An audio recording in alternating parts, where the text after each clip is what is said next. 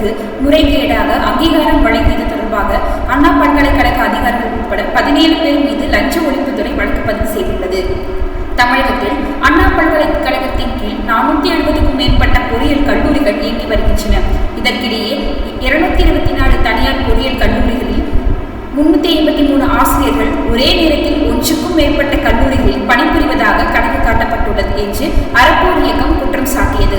மேலும் விதிமுறைகளை பின்பற்றாமல் லஞ்சம் பெற்றுக்கொண்டு கல்லூரிகளுக்கு அங்கீகாரம் வழங்கப்படுவதாகவும் குற்றச்சாட்டு எழுந்தது.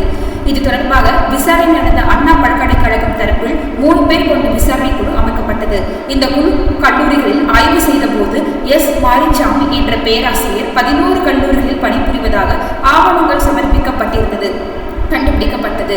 அதேபோல் ஆய்வுக்குழு ஒரே நாளில் 2 வெவ்வேறு கல்லூரிகளை ஆய்வு செய்த போது ஒய். ரவிக்குமார் என்ற பேராசிரியர் 2 கல்லூரிகளிலும் பணியில் இருந்தது கண்டறியப்பட்டுள்ளது. இந்த முறைகேடுகளுக்கு அண்ணா பல்கலைக்கழகத்தின் அதிகாரிகள் உடந்தையாக இருந்தும் உரிய ஆய்வு நடைமுறைகளை பின்பற்றுவதுதான் காரணம் என விசாரணையில் தெரிய வந்தது.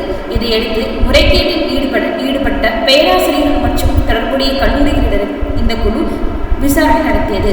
இந்நிலையில் விதிமுறைகளை பின்பற்றாமல் லஞ்சம் பெற்றுக்கொண்டு அங்கீகாரம் வழங்கியதாக அண்ணா பல்கலை முன்னாள் இயக்குனர் பெருமாள், துணை இயக்குனர் இளையவள் சித்ரா, சீனோவா எலிசபெத், முன்னாள் பதிவாளர் ஜி. ரவிக்குமார், தற்போதைய பொறுப்பு பதிவாளர் ஜெய பிரகாஷ், தற்போதைய இயக்குனர் வி. ஆர்.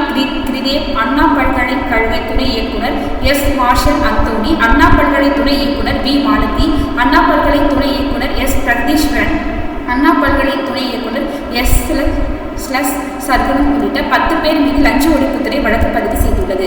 இதேபோல் S. Marichami, S. Kannan, Y. Ravikumar ஆகிய பேராசிரியர்களுக்கு திருவள்ளுவர், காஞ்சிபுரம், கோவை ஆகிய பகுதிகளைச் சேர்ந்த 4 தனியார் கல்லூரிகளில் என மொத்தம் 17 பேர் மீது குற்றச்சதி, ஏமாற்றுதல், அரசு ஊழியரால் நம்பிக்கை மோசடி, ஊழல் தடுப்புச் சட்டம் உள்ளிட்ட பிரிவுகளின் கீழ் லஞ்ச ஒழிப்புத்துறை வழக்கு பதிவு செய்துள்ளது. இந்த முறைகேடுகள் மூலம் அங்கீகாரம் பெறுவதற்கான தகுதி இல்லாத கல்லூரிகளுக்கு அதிகாரிகள் அங்கீகாரம் வழங்கியுள்ளனர் என்றும் இது மாணவர்களின் கல்வி தரத்தை பாதிப்பதாகவும் இது தொடர்பாக புலன் விசாரணையை தொடங்கியிருப்பதாகவும் லஞ்ச ஒழிப்புத்துறை தரப்பில் தெரிவிக்கப்பட்டுள்ளது.